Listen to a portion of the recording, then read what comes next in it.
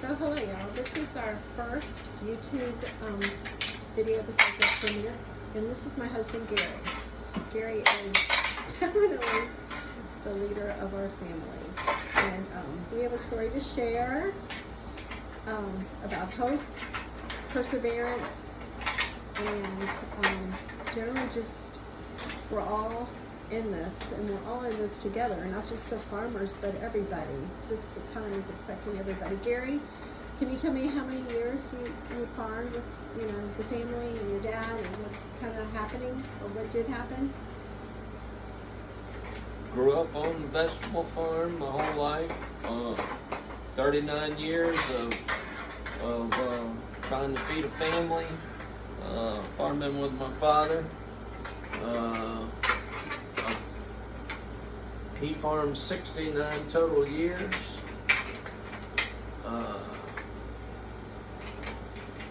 Corporate world pretty much took us out.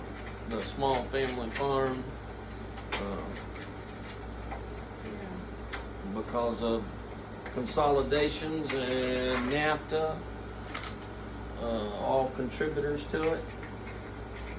So here we are. Good Lord's got a plan, and we're trying to figure it out along with him. So what year did we basically sell our farm, downsize, trying to do animals now because there are so many regulations on us before that we couldn't have any animals, so we're learning how to be more self-sustainable. You're putting together, I see, more garden. I don't even know what that's called. Little vegetable container for dirt. Hopefully we can plant a few vegetables in. How many? Yeah, kind of small, but we got numerous of them. Oh, we do, and we have animals, not just here at our property, but at thankfully a friend that's helping us because we're transitioning and we're learning and we're growing. Tell me, Gary, how do you feel about where we are now compared to where we were? And do you think that you're the only farmer that's been affected by, all these changes? Or do you think you're the only American that has been affected by all these changes? And can you give us any encouragement and hope? And literally, how's it been on this family? Be honest, because I want to keep this channel real. So I want to give hope to people. Well, your hope has to be, faith has to be in Jesus Christ. You asked me about 3 questions at one time. I know. But it's such a compelling story. do I think we're the only ones in these shoes? Not hardly. It's across the board American deal. I mean, you can read it in history books. Agricultural was the backbone of this country, and it no longer, I would doubt that it even employs 2% of the workforce of the United States. So to answer your question, no, many people are in these same shoes, and it's not just agriculture, it's a lot of things, but we're talking about agriculture, I guess. So. We are today.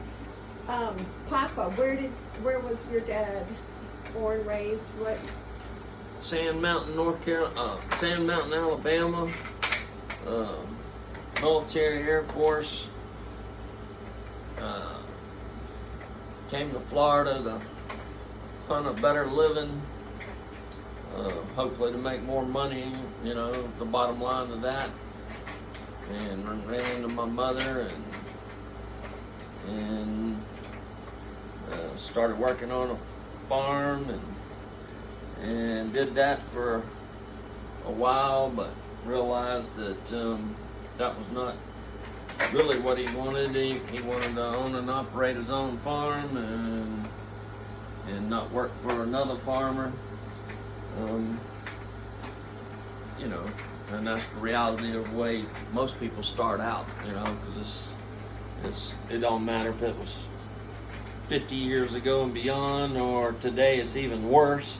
having enough capital to even attempt to start a business, let alone farming, is quite expensive, and so really very challenging to get your money back, much less make a living. So. What was his heritage, Papa's? You told me. Indian, Cherokee Indian. Cherokee Indian. So would you say he was a really hard worker? How many jobs did he have to work? There's 3 siblings. I have 2 other siblings, so there's 3 of us. But he worked 3 jobs. 3 And, jobs. You know, when he first got married, just trying to make ends meet. So he was brought up with a good work ethic. Would you say that you've instilled, do you have a strong work ethic? And how do you feel about that work ethic? Well, I think that's imperative to have a strong work ethic. You know, you hear the saying that work smarter, not harder, but sometimes you got to put some hard labor into things, depending on, I guess, what you're doing for a living. Either way, you're working hard. I still call that working hard. Maybe just not physically.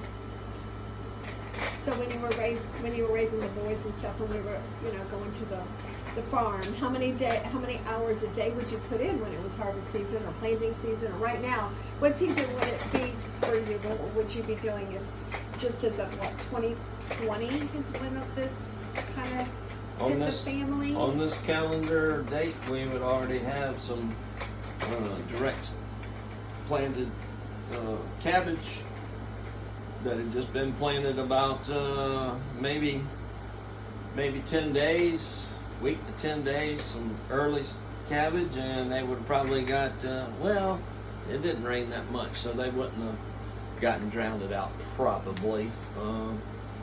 But we've certainly been worrying about them. But what are the typical hours? Daylight to dark, whatever it takes, depending on the time of the year. How many people would you say that you were feeding during the season? How many people were you feeding? I mean, because we're feeding ourselves. That's it right now in our family. So how many were you feeding? I don't know. I never penciled that. Really, I wouldn't even want to say. I mean, we typically would grow 400 to 600 acres worth of vegetables. So, that's, I don't know. We don't figure that way, what I'm feeding. How much produce comes off of that to feed people. Do you have any words of encouragement or any advice for everything that you've been through, that you can close out on our first video? Well, we're still fighting to get through it. Yes, we are. Financially, but the words of encouragement is chin up, get up every morning and do what you can, and then when you've done all you can, my father taught me, you can lay down at night and go to sleep. You might not sleep for 3 or 4 hours before you wake back up and start worrying about it again, but you can go to sleep and say you gave it 100%, and that's pretty much my mindset. No matter what, whether it's schoolwork, whatever. When you gave it everything you got, it's time to turn it off. Thank you, Gary.